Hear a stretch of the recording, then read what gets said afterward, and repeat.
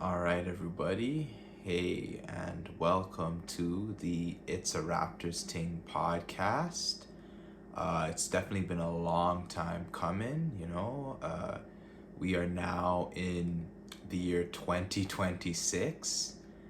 I'm very happy and pleased that this has made it this long. This is really the first podcast episode under the auspices of the Six Boroughs Basketball Network. So, I'm happy to be back, happy to be here. And yeah, there's definitely just been like a lot of changes. Life has happened, my daughter's 1.5 now, so I've just been very busy keeping up with her. Trying my best to be the best possible dad I can be. She already knows a little bit about basketball. She plays basketball, and like she just said the term basketball as well. So definitely a proud moment to start off the year 2026. She takes her little basketball and puts it in the little Tykes hoop. So already I can see it coming together for her in that regard. Um, Definitely a lot going on in the background with work. Professionally, I am an educator. I teach within the public board here in the city of Toronto, on the elementary level. So just definitely been incredibly busy doing those things. It's been an interesting time of year, as I spent quite a few years as an assistant coach for the basketball team at the school that I was formerly at. But at this school that I'm currently at, like I'm currently teaching virtually. So yeah, it's a whole that's a whole different thing, and it's definitely been an adjustment, but I've been adjusting nonetheless. So that's kind of been the life update for me so far. Oh, and I don't know if I mentioned this already. I may have said it offhandedly, but I'm at this point now where I'm more firmly entrenched in my new place. It's a bigger spot now. Especially seeing as how my daughter, 1.5, gonna be 2 in approximately 6 months. It's really good. She has her own room, and we just have like a lot more space in our new space currently. So I'm very thankful to have this opportunity to be here, and looking to be here for the foreseeable future, and just looking to make the wisest decisions that I can make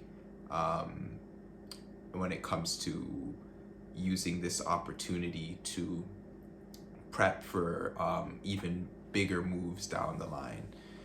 So that's been a life update in a nutshell. There's definitely more that I could talk about, but you know what it is. You're here for the It's a Raptors Ting podcast. So let's get into it. The Raptors. Yeah, I've held my tongue for a long time. The season started, I guess it was in October, and October, November, December. So quite a bit of basketball has come around, and yeah, I've seen a lot of things. I've taken the time to think about and formulate my opinions on particular presenting issues that I'm noticing, or presenting discrepancies that I'm noticing. And the best thing that I can do to start off with is just acknowledge that the current iteration of the Toronto Raptors, um, I don't know if this term is already coined, but I will coin it for lack of prior knowledge of coinage. The Raptors are fantastically mid right now. You know, that is the current iteration of what we know as the Toronto Raptors. They are fantastically mid. Now, what do I mean by fantastically mid? You see, going into this season, the mainstream narrative, and make no mistake, my people on the north side, my people north of the uh, border of know, we the North in Canada, we know that the prevailing media narrative in the NBA sphere as it pertains to the Toronto Raptors is largely American driven, seeing as how the overwhelming majority of NBA media is in fact American. So their understanding of what is going on up here is it can be quite obtuse.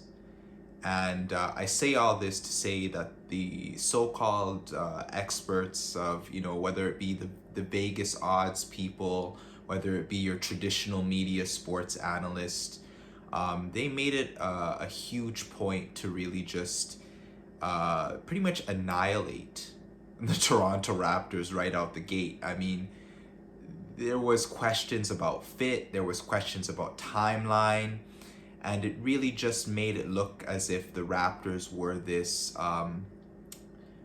weird assortment of hastily put together players that couldn't possibly fit, um, you know, pieces of pieces of a puzzle from different sets of puzzles stuffed together into one box. That was essentially what the narrative around the Raptors were, and particularly with the starting lineup.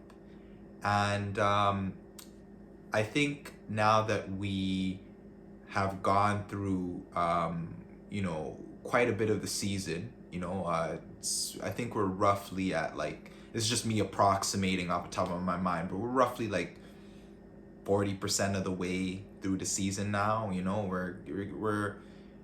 We're encroaching upon the halfway point. I think right now there's like approximately 35 games that have been played as of the recording of this video. So yeah, we're getting close to the halfway point of the season, and we've seen a significant enough sample size of data to say that when it comes to the roster construction of the Raptors, it is clear that they are much better than initially expected. So again, going back to that term of fantastically mid, they have had elements this season, or I shouldn't say elements, but rather periods of time within this season, brief spurts, if you will, of perceivable greatness or perceivable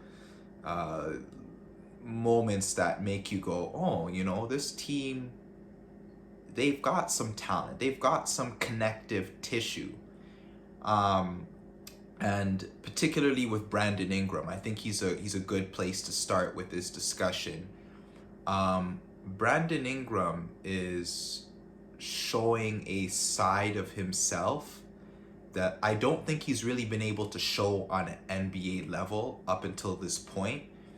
And I think he is more willing to be the person to kind of pull through a little bit more in crucial situations of the game and to rise up and try to take the big shot.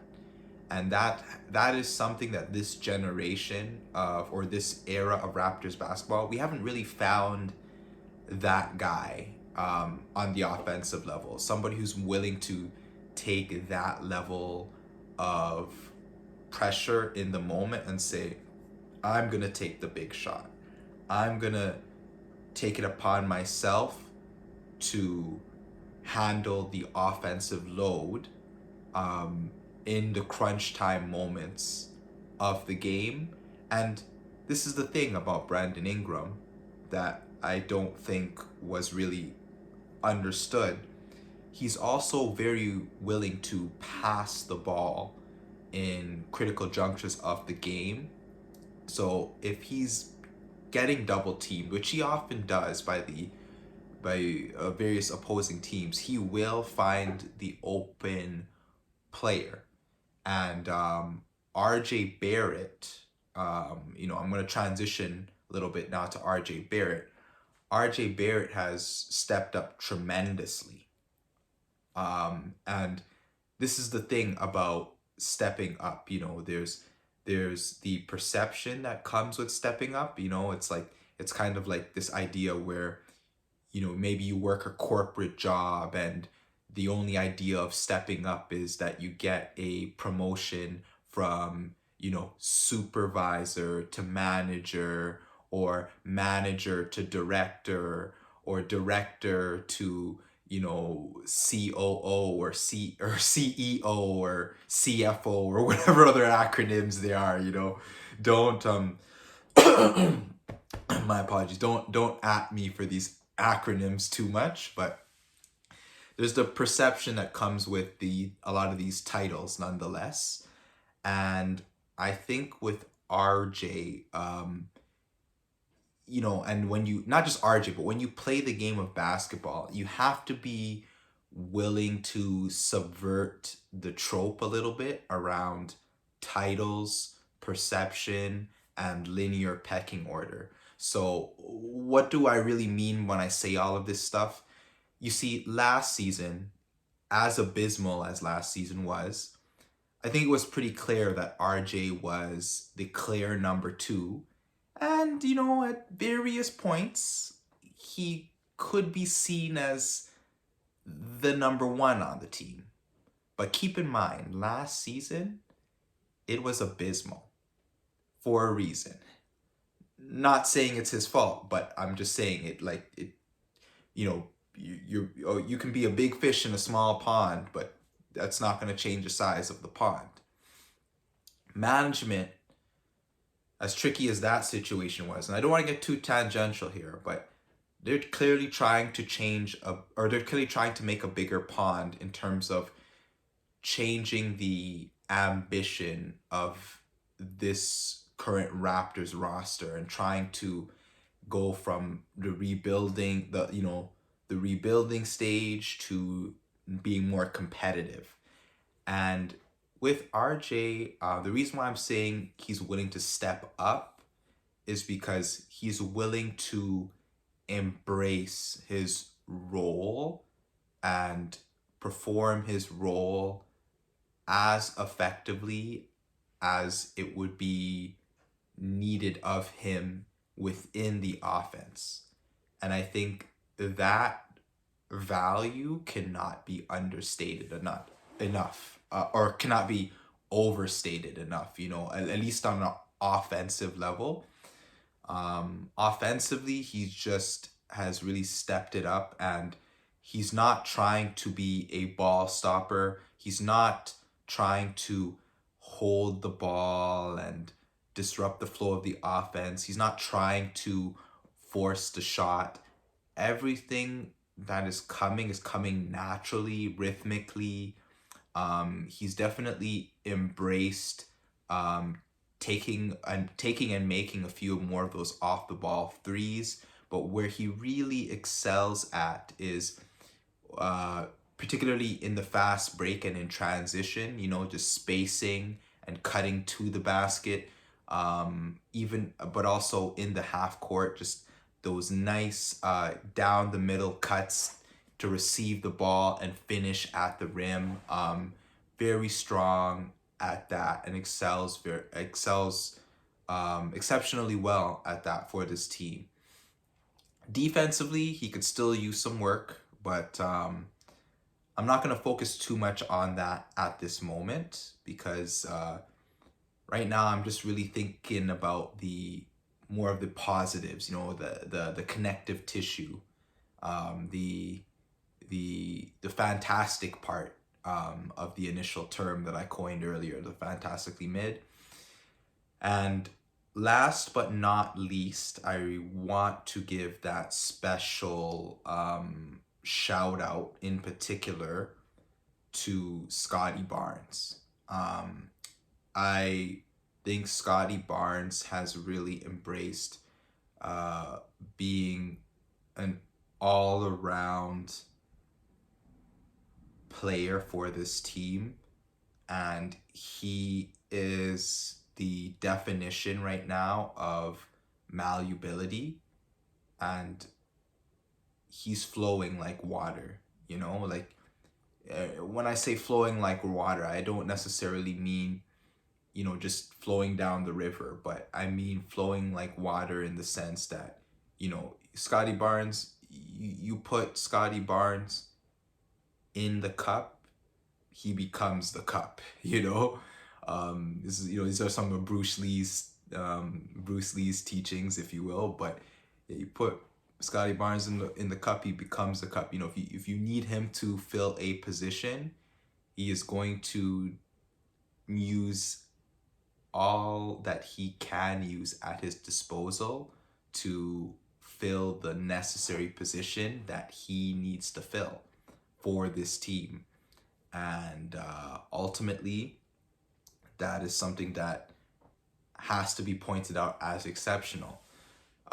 He's clearly our best rim protector right now, and in a lot of ways that's kind of sad, because I'll talk more about it, but the center problem is a legitimate problem for this team.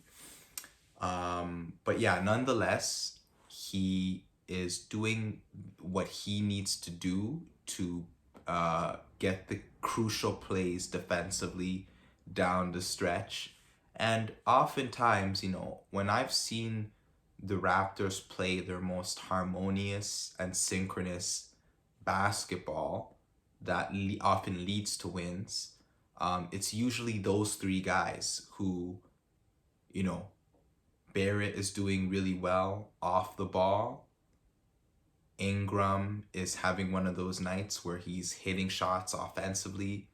And Scotty Barnes typically is getting the defensive assignments and winning those battles, right? And it's typically those three variables that, from what I can see, are overwhelmingly contributing to the greater good of this team.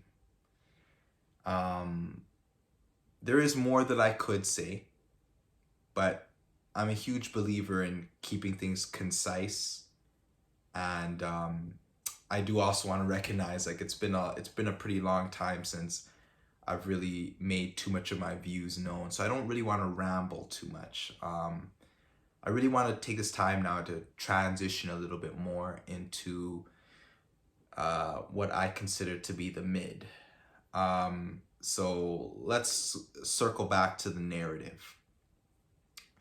Now, obviously, the Raptors, as I mentioned it earlier, they kind of, at least up until this point in the season, they have usurped, the cap of initial expectation. Kudos to them for that, I guess. But the reality of this team is that they look really mid. And what I mean when I say that is they look like they are very much so a play-in team. And it's tricky, because when you're a play-in team, at least as of the current setup of the NBA, you're basically going to be presented with that play-in scenario. And the way I see the Raptors right now, and I'm going to break it down why I view them this way, but from my vantage point, if the Raptors went on a losing streak, which very well could happen. I'm talking a severe losing streak. Like, let's just say they lost like 7 of their next 10 games. It's not as likely to happen, but there's a decent enough chance it could happen. This team again has a lot of holes. If they happen to do that, and if they happen to slide down into that part of the play-in picture where it's like they're between the seventh seed and the 10th seed, because it's 7, 8, and then 9 and 10. So if they're in that, I'm just gonna refer to it as the play-in picture. Me personally, if the Raptors happen to slide down to the 9th or 10th positioning in the Eastern Conference, I think that they are done for, right? And the reason why I think that, it won't just be because, in this hypothetical that they've slid down so far, but I personally believe that with what I've seen from this team so far, I have zero confidence, and I mean zero confidence in the idea that the Toronto Raptors could actually win 2 straight games in order to even qualify for the playoffs. I don't think they could do it. I really don't. I think they have if they slide down that bad, if they're like 9th seed or 10th seed, just know they're giving you a play-in game. They're gonna take the L, and then they're gonna be gone. They're not going to win 2 straight games, or they might win 1 game and then lose the actual qualifier. So they're not the type of team that can win 2 straight games, become the 8th seed, and then do something with it.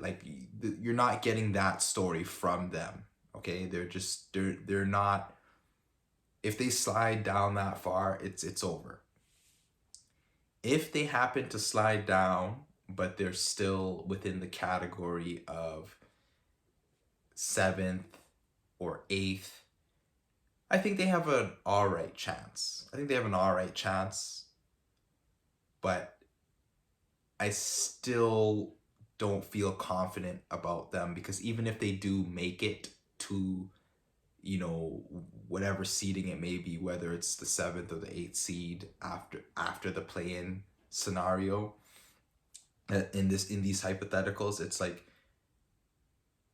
they're not doing much in the first round. And I know I kind of rambled a little bit, and I didn't want to do that, but I bring these scenarios up to make the point that this is why I view them as mid. Because when I envision this team in these scenarios, first of all, the fact that I'm envisioning them in these scenarios is indicative of the bleak state of this team, and how undesirable their reality really is. But it isn't just about that aspect of things. It's also the fact that ultimately, if I'm envisioning your team as a play-in team, and you're just barely making it, and we've got to kind of really move mountains to see this idea of you even having a nice playoff run, the reality is the king is not wearing pants, to use the phrase, and somebody's got to tell them. And that is where I'm going to go into my reasoning. The Raptors, they have a point guard problem. how do you optimize the proponents of a team to effectively win a wide array of basketball games when your power forward, at least position wise, Scotty Barnes usually plays power forward. Your power forward can run the offense more effectively than your point guard. And it isn't just that Scotty has a knack for passing and he has the proclivity to pass the ball and do assists. Of course he has those things. But even if you take the focus off of Scotty, it's like RJ Barrett has shown better connective passing. Your two guard has shown better connective passing than the point guard. Even Brandon Ingram's willingness to pass out of the double team has been more widespread and more encompassing, at least cognitively encompassing, of the offense and where players are in relation to him and the ball than what I've seen from Emmanuel Quickley. Like, it is an embarrassment, right? I'm just going to be honest. This Emmanuel Quickley situation, it is an embarrassment, and oh man, why is it that like Raptors players that I end up not liking, end up getting the commercial? Like, back in the day, it was Andrea Bargnani with Primo pasta and sauce. And like now, it's Emmanuel Quickley and this insurance commercial. I'm sure many of you know the one, Emmanuel Quickley, everyone. It's like, no.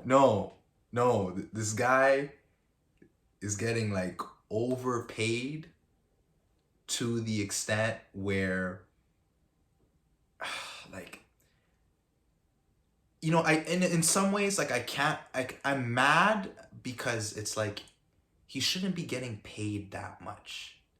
But on the flip side, even though he shouldn't be getting paid that much, it's like he got paid largely because of what he could have potentially been. And also because Toronto is Toronto, Ontario, Canada. So it's like the Raptors are always gonna pretty much and this is, this isn't just me saying, this is just the history of the franchise. We're always gonna give more than what we get in most scenarios. And also we're also going to end up paying a premium. I call it the tax of being the only Canadian team. We're going to be paying a premium for, a maybe. Maybe this guy might work out. Maybe this guy could be something. Whereas a lot of comparable American cities, they don't have to put up with that nonsense.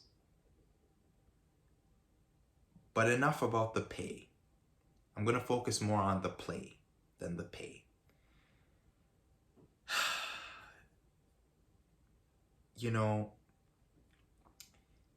Steph Curry. If Steph Curry was not such an exceptional three-point shooter, would he be considered arguably the greatest point guard of all time? No. The answer is no, right? I'm not even going to, try to make this question into a, one of those questions where it's like, oh, you're not supposed to answer. Like, no, I'm just gonna give you the answer. The reality is, he would not be considered the greatest point guard of all time if he was not such an exceptionally great three-point shooter. Now, this might seem out of left field, and it might seem like a dig at Steph Curry, but it's not. You know, Steph Curry, to be clear, is good at other things. You know, he's great handle, great basketball IQ, um, really actually pretty good at passing the ball as well. So he's good at other things. But what clearly puts him in a class of his own is being the greatest three-point shooter that the NBA has ever seen. That is what separates him and pretty much has allowed him to have a chokehold over that discussion of the greatest point guard of all time. I don't think he unanimously or is ubiquitously considered that. You know, some people, you know, depending on the era of the person you're talking to, they might have Magic Johnson over him or things like that. But for the most part, he's done a lot, and he's worthy of that title. Now, how does that relate to Emmanuel Quickly? Well, Emmanuel Quickly, he's kind of like what you would get if you took away the basketball IQ of Steph Curry, if you took away the player processing of Steph Curry, and most importantly, if you took away the amazing ability that he has to hit three-point shots, you wind up with Emmanuel Quickly. And it's like, okay, you could technically say that about any, like you could say that about so many players in relation to Steph Curry. It's like, yeah, I could. But I'm being deliberate here about this because Emmanuel Quickly does not have the same three-point spacing the floor gravity that Steph Curry does. He's done nothing to truly earn that type of green light. And yet, he takes those ill-advised floaters, arbitrarily puts up awful contested shots early in the shot clock, doesn't really run the offense, doesn't really run the ball. And it's like, man, like, this guy is supposed to be running the offense, and he's so focused on trying to get his own offense going, and his own offense is like, it's like an unreliable car. Like, it's like a car that when you put the key in the ignition, you don't even know if the engine is going to start up fully. Like, that's Emmanuel Quickly's game. And it's getting so annoying because someone has to do something. Someone has to do something about this. Somebody has to tell him. Somebody has to pull him to the side and just explain, like, hey, what you're doing, it's not acceptable. It's not okay. You gotta stop. And moreover, you gotta be willing to trade this guy. You gotta be willing to trade him. The market value's low. Well, maybe, just maybe, and this is perhaps a topic for another day because I'm not gonna talk about the bench today. Maybe Jamal Shed deserves to start over Emmanuel Quickly. And I'm just going to leave that for a topic for another day.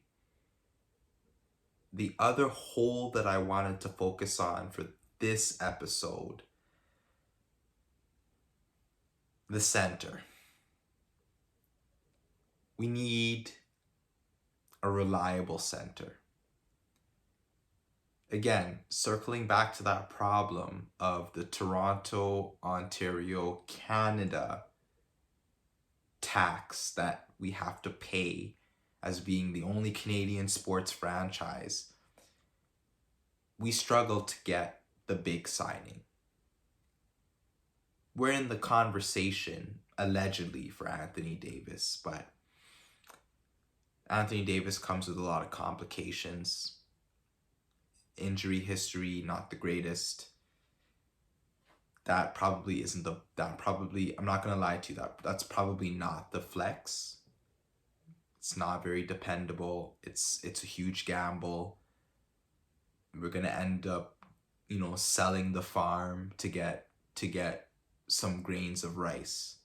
And even though rice is a staple food, just like a proper center is a staple of the game of basketball, you don't sell the farm to get produce that you could have otherwise produced.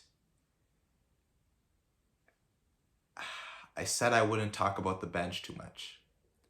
I do like the way Colin Murray Boyles is playing. It has nothing to do with how he's playing, but the Raptors had the opportunity to draft a center. They didn't do it. Fine. You let Malawach go. That's okay. We don't really know if Malawach is if we're gonna really regret that decision anyways. But you had the opportunity to have a young center, and you needed a young center because you spent so much money on Jakob Poeltl, knowing that he's over the hill. No disrespect to Poeltl, like he when he's healthy he plays well, but knowing that he's over the hill in terms of physical capacity. Backs don't have a history of getting better. They get worse. You had the opportunity to get Malawach in the draft. You overlooked him. You also have Ulrich Chomchi, but you're not fully confident in him yet on an NBA level. So he's just in the G League. And then now, knowing that you're not going to get a Daniel Gafford. Yeah, I said it. You're not going to get, I'm not trying to be negative, but I'm just pointing this out. If I'm wrong by the time I upload this, if I happen to be wrong and we get Davis or Gafford, it's like, okay, you can come correct me in the comments section. But I'm here to tell you, Raptors fans, that we're not getting those guys. The reality is, and again, to some extent, Webster is being resourceful to some extent. I'm going to give some degree of credit. You have to work through obscurity and build through obscurity. That is what the Raptors are relegated to resourcefulness due to forced obscurity. Like it's just how it goes being in the market that we're in. So we're going to have to get sort of unheralded guys, or we're going to have to get guys where we give up more, or we're going to have to get guys by happenstance in this weird situation that we can actually swoop in. So it's like we can't just sign people. We're not that kind of franchise, right? We're still the Canadian team that people don't want to go to. That's still a part of our legacy, and it's still present. And if we acknowledge its presence, we start to understand how exactly a Mo Bamba gets signed. Am I fully against the Mo Bamba signing? Not really, but I have my reservations about the Mo Bamba signing. Largely, again, the circumstances under which he gets an opportunity here, it's just the Canadian team having to sign the unheralded guy, or the guy who is removed from prominence, so we have the ability to take him now, But it isn't just that. It's also the signing of Mo Bamba in a lot of ways is a waving of the white flag from my perspective. And it's a waving of the white flag in the sense that that is a message from management that we're not getting any of the big name centers that you might have heard. Like it's not totally impossible, but it's just improbable. So this is our quick fix, best of a bad scenario. And they tried to be slick with it from my perspective. They tried to make it this thing where it's like, okay, we're giving him this guaranteed deal on paper, but really due to NBA rules, we could technically waive him. Yeah, I believe the date to waive him is January 7th, so it's like, it's all opportunity with very limited risk because we get a small sample size to see what he works with. No, no, no, no, no, no, no, no. That's not what's happening here. What's happening is you're going to play Mo Bamba limited minutes, which is understandable, but you're going to play him limited minutes, and you're playing him limited minutes because you're going to hide this guy's weaknesses. You're not really trying to showcase the exact reasons why most of these other teams passed him up. You're going to play him limited minutes and you're going to try to hide his weaknesses. There's a reason why in the New Year's Eve game against Denver that he wasn't playing, right? Think about it. Denver's missing Nikola Jokic. And instead of, if Mo Bamba was this, center that we could really utilize, he would have played. Probably not have started, but he would have played. Did he play? Not really. So that tells you something. That's a little hint if you didn't pick up on that. But the point is they're trying to play him as little as possible and potentially incrementally get him involved as the season goes on because he's the best we can do in relation to the situation that we're in. And it's that is what annoys me. That this team's prospects of getting what we actually need are just low and limited. And until we can get a legitimate center who is not only exceptionally skilled, but reliable, we're gonna struggle at that position.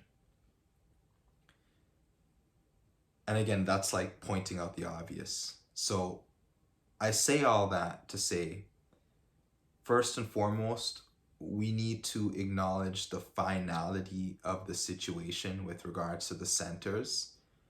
Don't, unless a miracle happens, don't look for a big name center to come through and be the saving grace for this team anytime soon.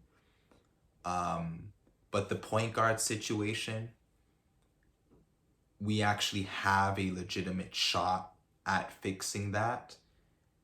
It's just complicated, I think, contractually, because how do we get away from Emmanuel Quickly's contract, though? Because the thing is, I think, am I saying that Jamal Shed is an NBA level starter? I'm not willing to commit to that statement yet.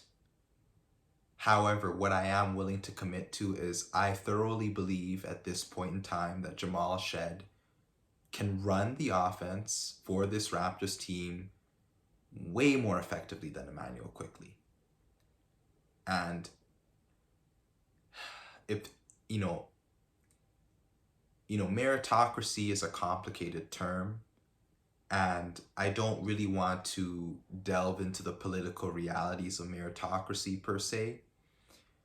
But if we're just looking at it from, if meritocracy is literally just a synonym for skill level and ability in relation to this topic. If a basketball team was a meritocracy, Emmanuel quickly would get benched a lot more. Just put it to you that way. But because we have to play him,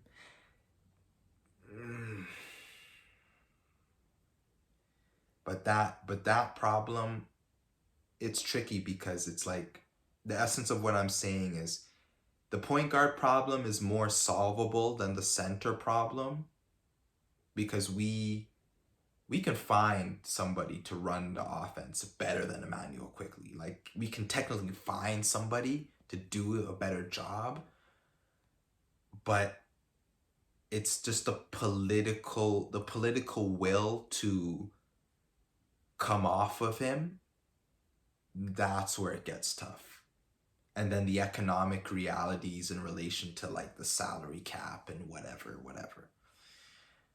Um yeah, I feel like I've said all I needed to say to start this year off. Sorry I couldn't be overly optimistic. I know that it's pretty cliche to do that. Um, but that's just not, I don't think that that's real. I think I need to be, as real as I can and as true to who I am, and to what this network is. So I said my piece. I'm happy to be back. Uh, I'm not gonna make any promises about being super consistent, given my life circumstances, but I'm thankful to still be able to tap in every now and again and express my views and express my thoughts on this platform. Many of the plans that I announced last summer are still in the works, but it really is going to be a slow roll, slow burn, slow roll, and that's just something that I'm willing to embrace, because at the end of the day, I am a religious man, so I'll just say, God first, but also you know, inside of this physical reality, it's like family first, job to provide for family second, um, you know, and when I say family, I don't even want to go like, I don't want to mess up my train of thought, but when I say family, like that encompasses close friends too, right? But yeah, so yeah, family first, job to provide, second, uh, educational and entrepreneurial pursuits third, and yeah, so this is very much a tertiary thing, but it's still very special to me, and that's why I come back to it. So, um, you know, uh, subscribe to Six for your basketball fix, and seeing as how it's the Raptors Ting podcast, saying it's a Raptors Ting, eh? All right.